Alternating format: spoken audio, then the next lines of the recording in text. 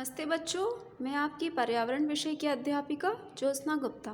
आज मैं आपको पर्यावरण का पाठ 9 हमारे काम वाले सहयोगी हाथ तथा पड़ोसी नामक पाठ पढ़ाने जा रही हूँ। तो सबसे पहले हम पढ़ते हैं कठिन शब्दार्थ। सहयोगी हाथ वे व्यक्ति जो हमें हमारी दैनिक गतिविधियों में सहयोग करते हैं, उन्हें हम क्या कहते हैं? सहयोगी हाथ। नर्स वे जो भर्ती रोगियों की देखभाल करती है तथा उन्हें संभालती है। मोची मोची कौन होता है? वह व्यक्ति जो जूतों की मरम्मत करता है। बैंक वह स्थान जहां हम अपना धन जमा करते हैं। तो बच्चों अब आगे शुरू करते हैं। हम यह भली भांति जानते हैं कि हमारी दैनिक आवश्यकता के लिए हम दूसरों पर निर्भर रहते हैं। कोई भी व्यक्ति बिना दूसरों की सहायता के स्वतंत्र नहीं रह सकता। ये व्यक्ति ही सहयोगी हाथ कहलाते हैं। ये सहयोगी हाथ निम्नलिखित है। बच्चों हम सभी जानते हैं कि हमारी रोज की जो आवश्यकताएं हैं उसके लिए हम दूसरों पर निर्भर रहते हैं। कोई भी व्यक्ति स्वयं सारा काम नहीं कर सकता, इसीलिए हमें दूसरों की सहायता की ज़रूरत पड़ती है। और वो व्यक्ति जो हमारी सहायता करते हैं उन्हें हम क्या कहते हैं? सहयोगी हाथ। अब बच्चों देखिए कौन कौन से सहयोगी हाथ हैं हमारे। पहला है किसान, चिकित्सक यानी कि डॉक्टर, नर्स, सिपाही, बैंक और बैंक कर्मचारी, डाकिया, टेलीफोन ऑपरेटर, मोची, चौकीदार, धोबी, यातायात पुलिस और दुकानदार। अब हम इनके बारे में विस्तार से पढ़ेंगे। सबसे पहले हम पढ़ेंगे किसान के बारे में। किसान हमारे लिए अनाज उगाता है।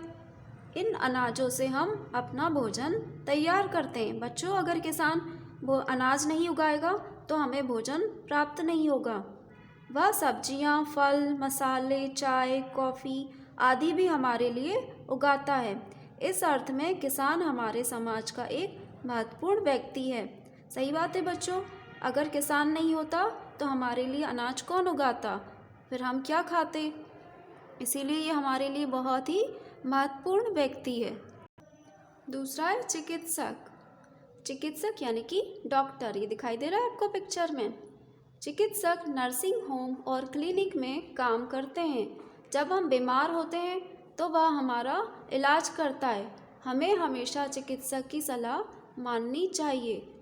बच्चों अगर डॉक्टर नहीं होते तो हमारा इलाज कौन करता, फिर हम बीमार ही रह जाते।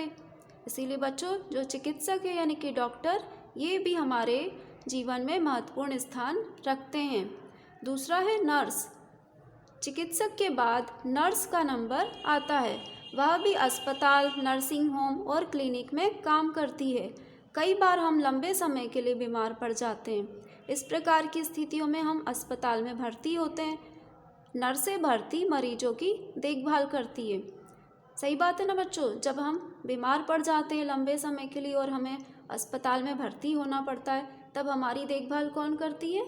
नर्स ही करती है। अगर नर्स नहीं होती तो हमारी देखभाल कौन करता। इसलिए ये भी हमारे लिए बहुत महत्वपूर्ण व्यक्ति हैं।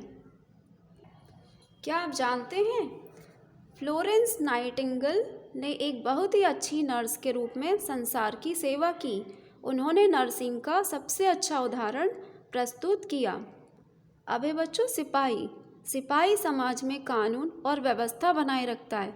वह हमें चोरी, डकैती और अन्य आतंक पैदा करने वाली गतिविधियों से बचाता है। वह हमारे लिए एक सुरक्षा कवच के रूप में काम करता है। बच्चों अगर सिपाही नहीं होते तो हमें चोरों, डकैतों से कौन बचाता। तो इसीलिए बच्चों सिपाही भी हमारे लिए बहुत ही महत्वपूर्ण व्यक्ति हैं। अब है बैंक और बैंक कर्मचारी। हम अपना धन बैंकों में रखते हैं। बैंक हमारे धन और गहनों की सुरक्षा करते हैं। बैंक हमारी जमा पूंजी पर ब्याज भी देते हैं। बच्चों अगर हमारे पास बहुत ही कीमती सामान हो तो हम घर में उसे सुरक्षित नहीं रख सकते, इसलिए हम इसे कहाँ रखते हैं? बैंक में। तो बैंक जो है हमारे धन और गहनों की क्या करते हैं? सुरक्षा करते हैं और इस पर हमें ब्याज भी मिलता है। अब है बच्चों डाकिया।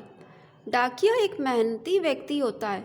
वह पत्र पेटी में से पत्र इकट्ठे करता है, वह हमारे पत्रों को घर घर पहुंचाता है। इस प्रकार वह हमारे लिए बहुत सी सूचनाएं लाता है। बच्चों, अगर सोचो, अगर ये डाकिया नहीं होता तो जब पुराने समय में हमारे जो पत्र होते थे जो एक जगह से दूसरी जगह जाते थे, वो कैसे जा पाते? हमें किसी के बारे में सूचनाएं कैसे प्राप्त हो पाती? इसलिए बच्चों, डाकिया भी हमारे जीवन में महत्वपूर्ण स्थान रखता है। दूसरा है टेलीफोन ऑपरेटर। हम बहुत ही तीव्र संप्रेषण के युग में रह रहे हैं। इच्छित व्यक्ति से तुरंत संपर्क करने के लिए हम उनसे टेलीफोन पर बातचीत करते हैं। ये बच्चों दिखाई दे रहे हैं आपको लोग यहाँ इस पिक्चर में? ये कौन है? ये है टेलीफोन ऑपरेटर। हम जो टेलीफोन पर बात करते हैं, ये लोग उन बातों को यानी कि यहाँ पे कनेक्शन जोड़कर दूसरों तक पहुँचाने में हमारी मदद करते हैं। अब है मोची। अक्सर हमें मोची की सेवाओं की ज़रूरत होती है। वह हमारे जूतों, चप्पलों और सैंडलों की मरम्मत करता है। वह हमारे जूतों पर पॉलिश भी करता है। वह हमारे चमड़े के थैलों की भी मरम्मत करता है। बच्चों, आप जानते ही हो, अगर मोची नहीं होता तो हमारे जूते, चप्पल, सैंडलों की मरम्मत कौन करता? इसीलिए इसका भी हमारे जीवन में महत्वपूर्ण स्थान है। अब है चौकीदार। चौकीदार भी हमारे समाज का एक महत्वपूर्ण व्यक्ति है। जब हम सो रहे होते हैं तो वह हमारे मोहल्ले की देखरेख करता है और हमें चोरी और अन्य आतंकों से भी बचाता है। धोबी हमारे कपड़ों को धोता है। ये देखो बच्चों, ये पिक्चर में दिखाई दे रहा है आपको धोबी। ये क्या करता है? ये हमारे कपड़ों को धोता है और इस्त्री भी करता है। इस अर्थ में वह हमें चुस्त दुरुस्त रखने में मदद करता है। अब है यातायात पुलिस।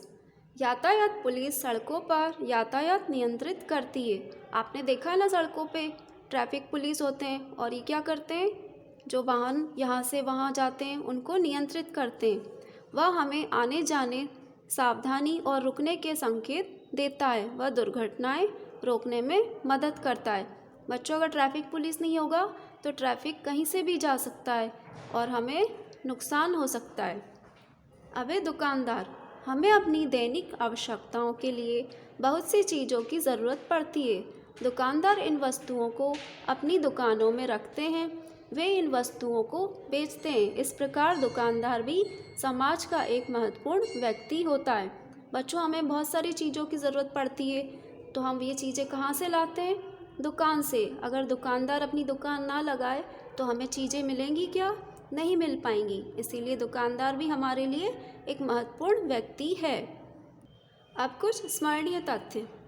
हम समाज में एक दूसरे के ऊपर निर्भर करते हैं। सहायता करने वाले हाथों के साथ हम एक अच्छा जीवन व्यतीत करते हैं। हमें अपने सभी सहयोगी हाथों का आदर करना चाहिए, चाहे वह मोची हो या धोबी। बच्चों, सही बात है, ये सभी व्यक्ति हमारे लिए सहयोग करते हैं, इसीलिए हमें इनका आदर करना चाहिए, इनका अनादर नहीं करना चाहिए, चाहे वो मोची हो या धोबी या किसी भी जाति का हो। तो बच्चों, इस पाठ में हमने अपने सहयोगी हाथों के बारे में पढ़ा। आशा है आपको ये पाठ अच्छे से समझ में आ गया होगा। इससे संबंधित अभ्यास कार्य आपको भेजा जाएगा, तो आप उसे अच्छे से याद कीजिए और अपनी अभ्यास पुस्तिका में नोट कीजिए। धन्यवाद बच्चों। खुश रहिए, सुरक्षित रहिए।